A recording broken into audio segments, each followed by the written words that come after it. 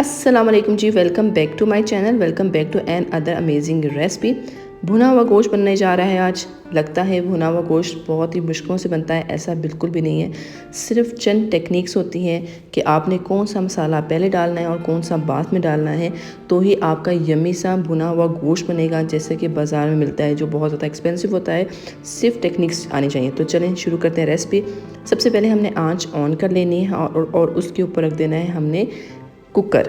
जी हाँ, हम बनाएंगे कुकर में, क्योंकि गोश्त गलाना ही सबसे बड़ा स्टेप होता है, तो इसलिए मैंने यहाँ पे कुकर का इस्तेमाल किया। और इसके स्टार्ट में ही मैं डाल दूँगी 2 गिलास भर के पानी के, यानी कि 1 गिलास आपका 250 ml का होता है, तो हमने 2 गिलास डाल दिए हैं।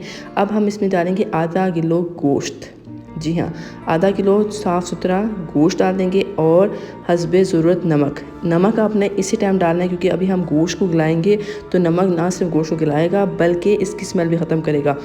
आधा चाय का चम्मच मैंने डाला है लहसुन और आधा चाय का चम्मच मैं डाल रही हूँ अदरक पाउडर। आप फ्रेश भी यूज़ करते हैं। लहसुन और अदरक पाउडर जो गोश्त को की स्मेल को ख़त्म करेंगे। और यहाँ पे हम एक दरमियानी साइज़ की प्याज को अच्छी तरह चॉप कर लेंगे और वो भी इसके साथ हम डाल देंगे। और अब बारी है कुकर को बंद करने की। जी हाँ, इस स्टेप पे हम कुकर को बिल्कुल बंद कर देंगे और कुकर को बंद करने के फ़ौरन बाद हम लगा देंगे इस पर सीटी। और सीटी चलने के बाद हम इसे 15 मिनट पकाएंगे धीमी आंच पे। धीमी आंच से थोड़ा सा तेज़ होगा क्योंकि सीटी चलती रहे।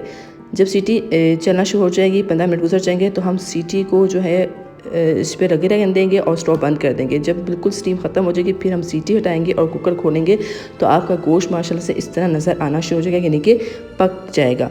अगर आपको लगता है कि गोश्त नहीं पका तो आप दोबारा सीटी लगा सकते हैं, लेकिन मेरा गोश्त पक चुका था इसलिए मैंने इसको दोबारा एक और बर्तन में शिफ्ट किया, क्योंकि अभी आपको प्रॉपर्ली नज़र भी आ रहा होगा। और मैंने इसको कढ़ाई में शिफ्ट किया है। अब जी ये जो एक्स्ट्रा वाटर था जो नज़र आ रहा है, इसको हम थोड़ी सी तेज़ आंच में बिल्कुल खुश्क कर देंगे।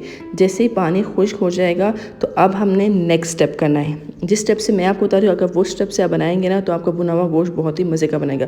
अब मैंने बड़े साइज़ का टमाटर लिया, उसको मैंने अच्छी तरह मिक्स कर लिया था, मिक्सचर बना लिया था, वो भी मैंने इसमें डाल दिया है। अब इस टाइम पर हम डालेंगे आधा चाय का चम्मच रेड चिली पाउडर भर के, आधा चाय का चम्मच डालेंगे।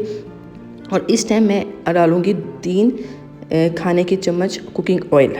इस टाइम ही डालना है, उससे पहले बिल्कुल भी नहीं डालना। अब इन तीनों चीज़ों को जब हम डाल लेंगे, इसमें हम पकाएंगे इसको मीडियम आंच पे, ताकि कि टमाटर और ऑयल और जो मिर्चें हैं वो आपस में मिक्स भी हो जाए और गोश्त के अंदर जज्ब हो जाए। इसको पकाएंगे इतना कि टमाटर का जो पानी है वो ड्राई हो जाए। जब तक ये बनता है, अगर आप मेरे चैनल पर नए आए तो मेरे चैनल को सब्सक्राइब कर लें। वीडियो अब तक अच्छी लग रही है तो एक लाइक तो बनता ही है। तो जैसे ये खुश्क होता है मैं आपको फ़ौरन दिखाती हूँ ये कितना ड्राई हो गया है। ये देखिए जी, मसाला हमारा बिल्कुल रेडी हो चुका है, टमाटर का पानी खुश्क हो चुका है, बल्कि एक मसाला बन चुका है। इस टाइम हम मूव करेंगे एक नए स्टेप की तरफ।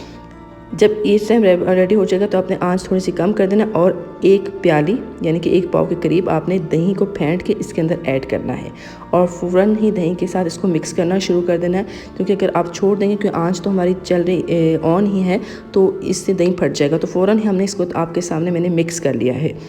आप करीब से देखते हैं। अब जो दही का पानी भी हमें खुश्क करना है और साथ ही हमने कुछ मसाले डालने हैं।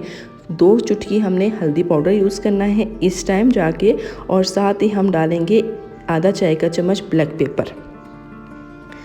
पेपर डालने के फ़ौरन बाद हम 1 चाय का चम्मच भर के सूखा धनिया डालेंगे, क्योंकि जब हम ये गोश्त खाएं ना तो हमारा सीना ना जले।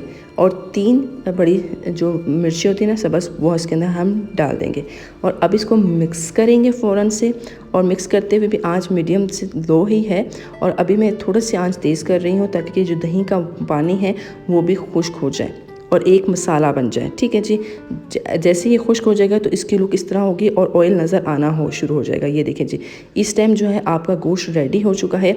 ज़्यादा नहीं गलाना कि आपका जो गोश्त है वो टूटना शुरू हो जाए, इसलिए आंच का ख्याल रखना है।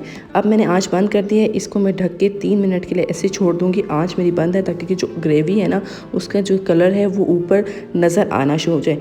ये भी एक टेक्निक होती है जो ग्रेवी का रंग दिखाने के लिए, यानी कि सालन का रंग उभारने के लिए। अब जी अल्हम्दुलिल्लाह माशाल्लाह से जी कितनी झटपट से हमने भुना हुआ गोश्त रेडी कर लिया। इसे मैंने गार्निश कर लिए थे अदरक और धनिए से। तो उम्मीद करते हैं आप ज़रूर ट्राई करेंगे, ये टेक्निक ज़रूर अप्लाई करेंगे अपने खाने में, भुने हुए गोश्त में। तो नेक्स्ट वीडियो किस पे होती है वो तो नेक्स्ट ही पता चलेगा। आपने मेरे चैनल को सब्सक्राइब कर लिया होगा तो उसके लिए शुक्रिया। नेक्स्ट वीडियो तक इजाज़त दें, अपना बहुत ज़्यादा ख्याल रखिएगा। अल्लाह हाफिज़।